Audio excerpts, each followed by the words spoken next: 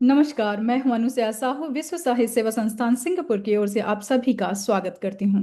आज के हमारे मेहमान हैं डीएवी के principal mister Om Prakash Rai ji. Mister Om Prakash Rai ji एक अनुभवी शिक्षाविद, समाजसेवी और हिंदी भाषा के समर्पित प्रचारक हैं। वे डीएवी हिंदी स्कूल के प्रिंसिपल के रूप में शिक्षा और संस्कारों के प्रसार में महत्वपूर्ण भूमिका निभा रहे हैं। इसके साथ ही वे आर्य समाज मंदिर के ट्रस्टी और वाइस प्रेसिडेंट भी हैं। उनके नेतृत्व में शिक्षा, संस्कृति और वैदिक मूल्यों के संरक्षण तथा समाज सेवा के कार्य निरंतर आगे बढ़ रहे हैं। तो आइए मिलते हैं मिस्टर ओम प्रकाश राय जी से। नमस्कार ओम प्रकाश राय जी, आपका बहुत बहुत स्वागत है वीएसएस सिंगापुर के मंच पर। धन्यवाद जी सर, मैं आपसे आपके शैक्षिक सफर के बारे में जानना चाहूंगी और आप हमारे दर्शकों को बताना चाहेंगे कि आपने कहाँ से कैसे शुरू किया और सिंगापुर की जर्नी किस प्रकार रही। सबसे पहले ये है कि मेरा जन्म तो सिंगापुरी में हुआ। मैं सिंगापुरी हूँ। अच्छा। और ये है वर्ल्ड वॉर 2 के पहले जन्म हुआ था। अच्छा। और वर्ल्ड वॉर 2 जब शुरू हुआ तो मैं भारत चला गया था बच्चे में। हमारी माता जी हमको लेकर चली गई भारत। तो वहाँ पर 3-4 साल हम रहे।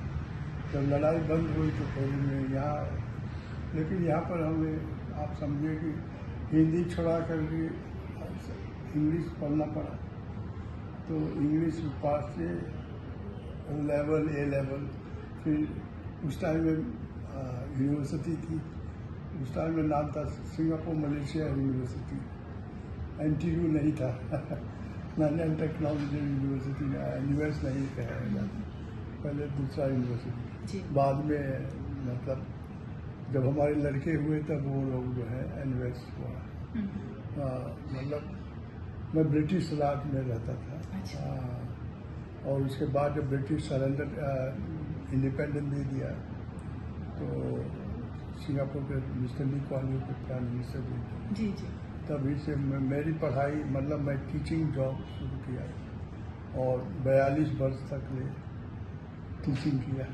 तो इस क्षेत्र में यहाँ सिंगापुर में और भी बहुत सारे ऑप्शन थे, तो आपने हिंदी को ही क्यों चुना? हिंदी देखिए ऐसा हुआ ना कि पिछले 4 साल जब मैं भारत में था तो वहाँ स्कूल जाता था तो 3-4 साल तो वहीं पढ़ रहा। फिर यहाँ जब आया तो एक पहले डीएवी हिंदी स्कूल नहीं था। और वो जो है नेताजी हिंदी हाई स्कूल था।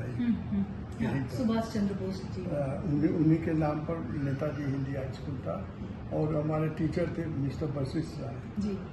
तो वो जो है सेकेंडरी 1, 2, 3, 4 वो लेवल जिसको बोलते हैं, और ए लेवल मैं हिंदी उन्हीं से पढ़ा। अच्छा। लेकिन आखिर में आदमी बुजुर्ग होता है तो उन्होंने रिटायर्ड हो गया और स्कूल बंद हो गया जी। लेकिन पिताजी ये चाहते थे कि भाई हिंदी चालू रहे। तो जब आर्य समाज फाउंडेशन, अभी बहुत बड़ी लंबी कहानी है, आर्य समाज उनको बहुत प्रेम था और कैसे आर्य समाज फाउंडर थे वो। एक्चुअली ऐसा हुआ कि 1913 में जब वो घर से छोड़कर चले तब वो आए रंगून। रंगून में उनकी जहाज छूट गई। अच्छा। तो 3 महीना वो क्या किए वहीं पर है, लेकिन वहाँ के पुजारी एक थे आर्य समाज के, उन्होंने उनको 3 महीना तक ले रखा अपने मंदिर में और उनको ज्ञान दिया आर्य समाज के बारे में। तो फिर वही जहाज जो छूटा था फिर वापस आई, पानी वाली जहाज उस टाइम में थी ना, कोल एंड वाटर। तो 3-3 महीना लगाते थे। तो 3 महीना बाद वो आई तो उसी से फिर वो सिंगापुर आए 13 साल की उम्र में। फिर लेकिन ऐसा हुआ ना कि उस टाइम में उनको नौकरी भी मिल गई। भारत में लोगों को नौकरी मिल जाती थी और ये तो पोस्ट ऑफिस में काम करने लगे। तो नौकरी में, लेकिन उनको बहुत आर्य समाज से प्रेम हो गया था क्योंकि उनका 3 महीना देखभाल रंगून में किए। तो बाद में वो क्या किए कि देख रहे हैं कि सब लोग फॉर्म किए हैं, young man Chinese association, young man Christian association, young man Catholic association, young women association. तो उन्होंने क्या किया यंग मैन आर्य समाज आर्य छोड़ा। समाज शुरू हुआ। क्या तो बात। 1914 में उन्होंने यंग मैन आर्य समाज किया। पूजा क्या करते थे, जगह तो था नहीं, पेड़ के नीचे गोदाम के यहाँ हर संडे जो है पूजा पाठ करते। ऐसे करते करते करते मतलब धीरे धीरे ऐसा हुआ ना कि वो नौकरी छोड़ दिए, फिर बिजनेस में चले गए और एकदम गरीब से वो बहुत काफ़ी अमीर बन गए, काफ़ी अमीर बन गए और काफ़ी पैसे वाले हो गए। और मकान उन्होंने खरीदा रोवेल रोड, यहीं पर एक जगह है 42 रोवेल रोड। वो क्या किए कि वो बिल्डिंग लिए तो ऊपर में वो रहते थे, नीचे आर्य समाज चलाते थे। तो 1927 ऐसे में एक आदमी मिला, वो आप देखिए उनका फोटो वहाँ पर है। अच्छा। आर्य समाज कांता राय देखेंगे वहाँ। अच्छा। तो एक आदमी भारत से आए थे और साइकिल उनका नाम था। उन्होंने कहा क्यों आप यंग मैन आर्य समाज, भारत में सब आर्य समाज लिखते हैं, आर्य समाज इंडिया, आर्य समाज दिल्ली, आर्य समाज ये है, तो आप नाम बदल दीजिए और फिर लिखिए आर्य समाज सिंगापुर। तो उन्होंने कहा ठीक है, तो बदल दिए आर्य समाज सिंगापुर 1927 में। और ब्रिटिश राज था, जाके रजिस्टर कर दिया। तो अपने घर पर वो रहते थे, उन्हीं का घर का नीचे थे। तो ये डीएवी संस्था कैसे जुड़ी? तो 19 ऐसा हुआ ना, ऐसा ही चलते रहा। तो 1927 से लेकर हिंदी तो नहीं थी, डीएवी संस्था नहीं थी, लेकिन उनका मन था तो कि भाई हिंदी पढ़े, लेकिन कोई चला नहीं रहा था। पढ़े लिखे वाले लोग थे नहीं, वो अपने भी नहीं पढ़े लिखे थे, अशिक्षित थे। तो ऐसा कोई टीचर भी नहीं मिला, तो डीएवी का नहीं। लेकिन क्या हुआ कि 1957 की बात है, जब वो क्या किए कि पुराने जो आचार्य थे वो सोचे कि भाई उनका परिवार, जैसे हम लोग पैदा हुए, भाई लोग थे, बहन थे, तो वो घर और मकान, तो वो सोचे कि भाई एक दूसरी जगह जो है आर्य समाज बनाया जाए और बिल्डिंग बनाया जाए। तो वो और उनके साथी मिलकर के ये बनाए। अच्छा। ये जगह जहाँ हम लोग बैठे हैं, तो ये सादा रोड में 1957 में मतलब बिल्डिंग बन गई। और उसी टाइम में वो बोले कि हिंदी का भी प्रचार होना चाहिए, तो एमओई से रजिस्टर हुआ, तब इसे हिंदी चलने लगा। तो जो जो मंत्री यहाँ बनता था वो शिक्षित थे और वो लोग पढ़ाते थे पहले, तो हिंदी का वैसे ही पढ़ने लगे। लेकिन हिंदी का प्रचार दूसरे लोग जो हमारे और लोग थे वो हिंदी नहीं पढ़ना चाहते थे। कहा थे, एक दो लोग बोलते थे ब्रिटिश की राज में इंग्लिश पढ़ना जरूरी है क्योंकि नौकरी मिल जाएगी, बड़े बड़े जगह पर वकील बनना है या बड़ा बनना है तो सिर्फ अंग्रेजी पढ़े, हिंदी की नहीं कोई मान्यता थी। और उस टाइम में हिंदी कंपल्सरी लैंग्वेज भी नहीं था, तो ऐसा ही चल रहा था। फिर भी वो डीएवी हिंदी स्कूल शुरू कर दिए पिताजी, क्योंकि वो अनपढ़ थे, तो वो बोले नहीं हिंदी तो पढ़ना ही है, अपना संस्कृत, हिंदी कल्चर, हिंदू सिस्टम सभी हिंदी पढ़ने से ही आएगा। स्पेशली डीएवी नाम ही क्यों रखा गया? और इसलिए कि देखो वो जो भाग ने कहा कि भारत में नाम जो था दयानंद एंग्लो वैदिक स्कूल, तो एंग्लो वैदिक मतलब अंग्रेजी और हिंदी, एंग्लो और वैदिक मतलब इंग्लिश और हिंदी दोनों, इसीलिए डीएवी लिखा। भारत में जो चीज़ है उनका वो कॉपी हो गया यहाँ पर, तो वही डीएवी चलाए, तो चलाए लगे थे।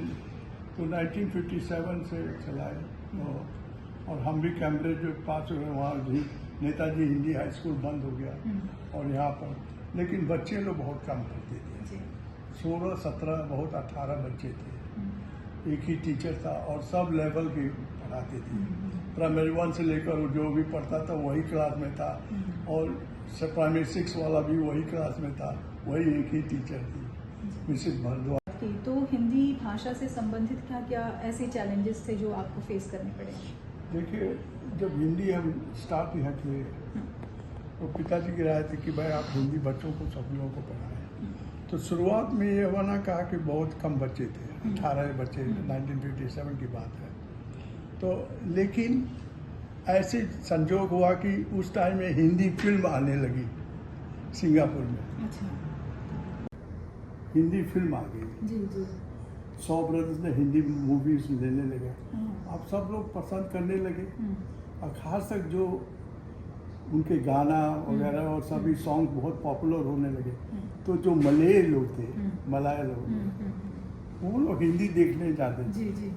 गाना बहुत पसंद करते लेकिन समझ नहीं पाते थे कि क्या बात हो रही है। तो उन्होंने सोचा कि हम हिंदी पढ़ लें। क्या बात है। तो 18 से अब 80-90 स्टूडेंट्स हो गए और इस 60-70 से सब मलय स्टूडेंट थे। वो लोग बोलते थे हमें क्यों मलय पढ़ा, तुम हिंदी पढ़ना चाहते हो? हम इसलिए कि हमें मूवी पसंद है और हम जानना चाहते हैं कि क्या लोग बोल रहे हैं, क्या कहानी है। तो 1-2 साल ऐसे चला, लेकिन 100 ब्रदर्स बहुत चालाक था।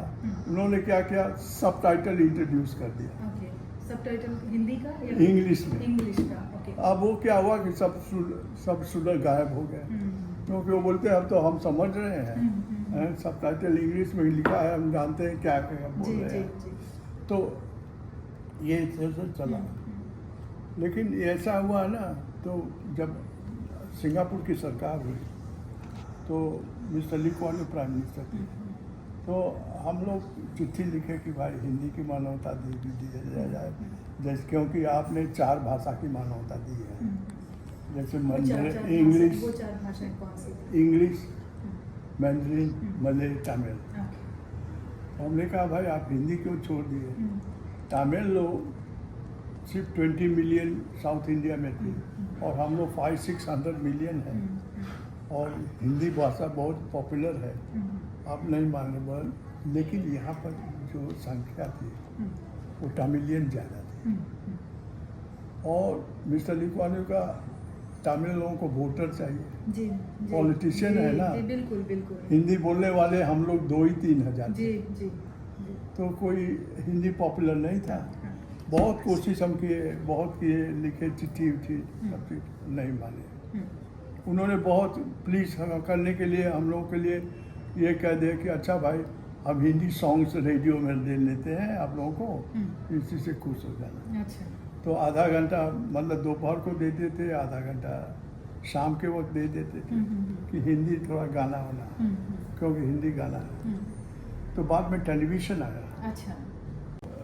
मिस्टर ली के टाइम में बहुत बहुत ये है कि गाना मिल जाता था, लेकिन हिंदी। लेकिन हम लोग ये है ना कि 2 ही 4-5 लड़के आते थे, हिंदी चालू कर देते थे, हिंदी पढ़ाते थे। पिताजी का ये ऑर्डर था कि भाई हिंदी पढ़ाओ, तो फिर हिंदी चलता था। तो जो भी मंत्री यहाँ के थे वो हिंदी जो है पढ़ाते थे। तो चल रहा था, 5-8 बच्चे जैसे। ये जानना चाहती हूँ आपसे कि जब रजिस्टर था, मतलब MOE के साथ में रजिस्टर था, लेकिन हिंदी उन्होंने एज अ लैंग्वेज पढ़ाने की इजाज़त नहीं दी हुई। नहीं जी, तो स्टूडेंट्स इसलिए आप लोगों को नहीं हम मिल रहे लोग प्राइवेटली यही पढ़ाते अच्छा, थे। तो जो प्राइवेटली आ गए पढ़ने के लिए आप वही स्टूडेंट्स हैं। तो ये कैसे शुरू हुआ कि MOE ने, मतलब जब ये 5 ये लैंग्वेजेस तो अलग से मैं आपको बताता हूँ। ये 2002 में ऐसा हुआ, मिस्टर ली कुआन यू का राज खत्म हो गया, गोचौतनों का राज खत्म हुआ। 2002 में मैं और वो जो जो हिंदी सोसाइटी के फाउंडर थे तिवारी जी और भजन सिंह और ऐसे, एक दिन क्या हुआ कि वो जो गुरुद्वारा है ना, उसका एनिवर्सरी था, ओपनिंग सेरेमनी। तो मैं किताब लेकर के, हिंदी किताब लेकर यहाँ पर डिस्प्ले किया था गुरुद्वारा में। तो मिस्टर ली सिएंग लुंग प्राइम मिनिस्टर थे, उन्होंने नीचे आया, देखा बोला कि ये सब क्या है। हमने कहा सर दिस इज हिंदी। उनसे पूछा वाई, ऐसे you are recognizing 4 languages and 500-600 million people speak Hindi and you don't recognize. You know that now, last time during PM time, your father's time, there were 2,000 to 3,000 Hindi speaking, but now there are 25,000 to 30,000. They are IT professionals, bankers, all the rich people, and all people have migrated to in Singapore. and their children want to study Hindi, but they are forced to study Mandarin, Malay or Tamil. Could you do that? तो mister Lee चंगलुन से ये book देखे, बोला okay I tell you write to me. वो बोले कि यार आप लिखो और कि क्यों तुम हिंदी चाहते हो इंट्रोड्यूस करना। अच्छा, तो उनको ये नॉलेज ही नहीं था कि हिंदी भारत की जो राजभाषा है। वो जानते तब- थे, अच्छा। वो लोग जानते थे, लेकिन संख्या यहाँ वोटिंग हाँ, का चाहिए ना। हाँ, तमिलियन तमिल लोग का जानते वोट हैं। और साउथ इंडियन लोग एंटी हिंदी थे। बिल्कुल बिल्कुल, मैं समझ सकती हूँ। उनको भी मालूम था कि ये लोग एंटी हिंदी है, अगर जो हिंदी रिकॉग्नाइज करें तो हमारा वोट लॉस हो जाएगा। उनको ये डर था। तो ये कि भाई हम क्यों रिकॉग्नाइज, लेकिन देखे तो यहाँ सोफिस्टिकेटेड और पढ़े लिखे शिक्षित और काफ़ी ये लोग हैं, हिंदी स्पीकिंग ग्रुप आ गए, नॉर्थ इंडियन जिसको बोलते हैं, और 28-30 हज़ार हो गए हैं, और उनको काफ़ी लोग सिटीजन भी बन गए हैं। तो उन्होंने कहा तुम लिखो कि क्यों हिंदी चाहिए।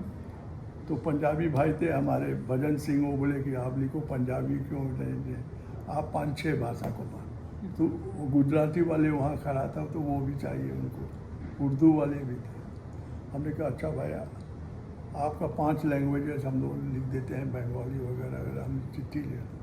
तो हम लोग तैयार किए चिट्ठी 5-6 और MOE को भेजे, पूरा प्रपोजल भेज हाँ। दिया। तो वो चीज़ ऐसा हुआ ना कि मिस्टर जो आजकल प्रेसिडेंट बने हैं वो भी फाइनेंस मिनिस्टर थे, जी। तो जान पहचानी थे काफ़ी प्रेम साहब ऐसे।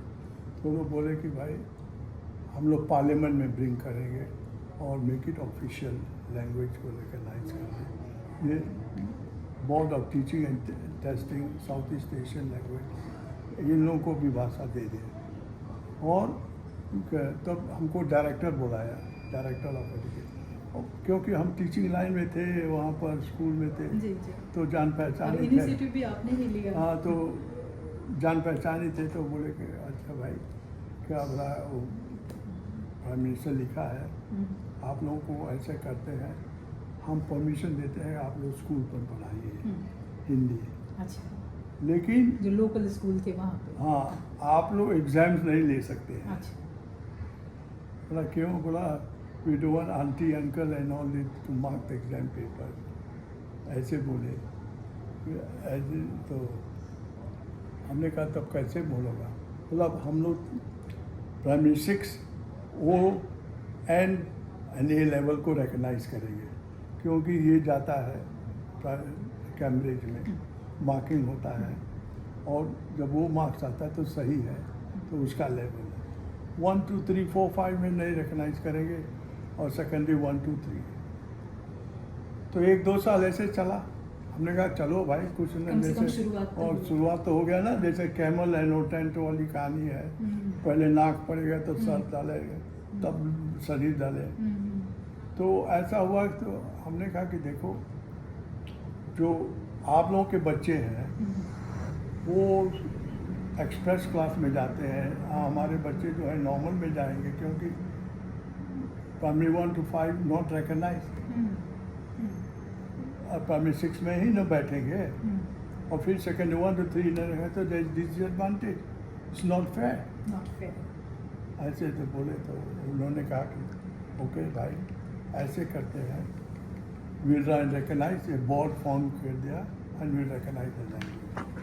तो आप सुन रहे कि 2002 या 3 में लैंग्वेज रिकग्नाइज। क्या बात है, And we can do ये it. बहुत बड़ी अचीवमेंट। हाँ, तो हम लोग के लिए बहुत खुशी हुई। जी। और फिर हमने कहा ना आजकल प्रेसिडेंट बने हैं, पहले प्रिंसिपल हैं, उनसे जाकर मिले, हमने कहा भाई देखिए हम लोग को ग्रांट भी दीजिए आप, क्योंकि हम लोग अफोर्ड नहीं कर सकते इतना टीचर्स के पे, और $30 पर घंटा हम लोग को देना है, तो हमको कहाँ से पैसा इतना आएगा।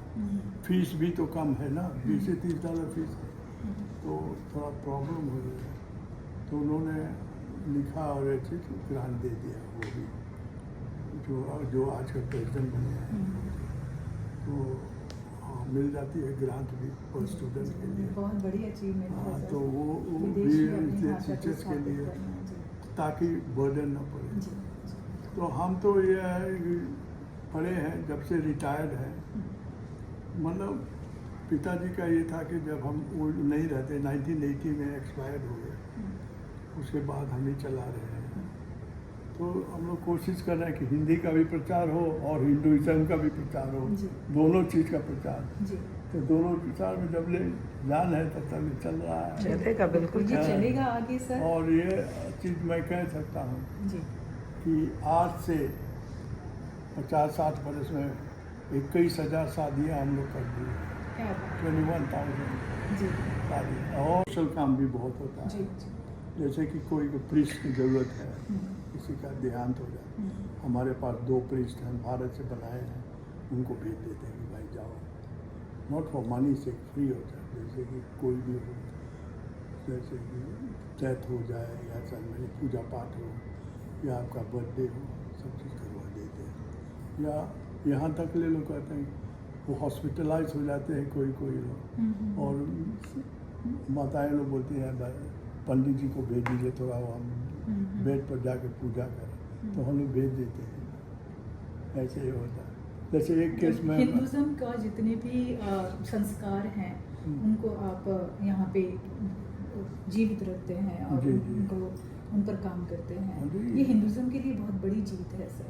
यही तो चीज़ है, क्योंकि ठीक है दूसरे धर्म वाले नहीं पसंद है, लेकिन हम लोग को करना है। नहीं, ये हमारा धर्म है, हमें हाँ, अपनी तो जड़ों करते से हैं, हम जुड़ा करते हुआ हैं। है। जी। देखिए, क्योंकि देखिए ऐसा हुआ था कि मैं एक इंसिडेंट हुआ, जब ब्रिटिश राज का था, पिताजी थे, तो एक दफ़ा वो मल्टी रिलीजियस लोगों के लिए मीटिंग की थी, तो अंग्रेज में पिताजी पूछे उनसे, अंग्रेज का गवर्नर था कि भाई आप दूसरे धर्म को कन्वर्शन देते हैं, हिंदू को क्यों नहीं? वो बोला which temple, tell me which one rules, nobody does that. तो बोला no, Arya Samaj one of the rule of the Vedas is we do it, so you must recognise us.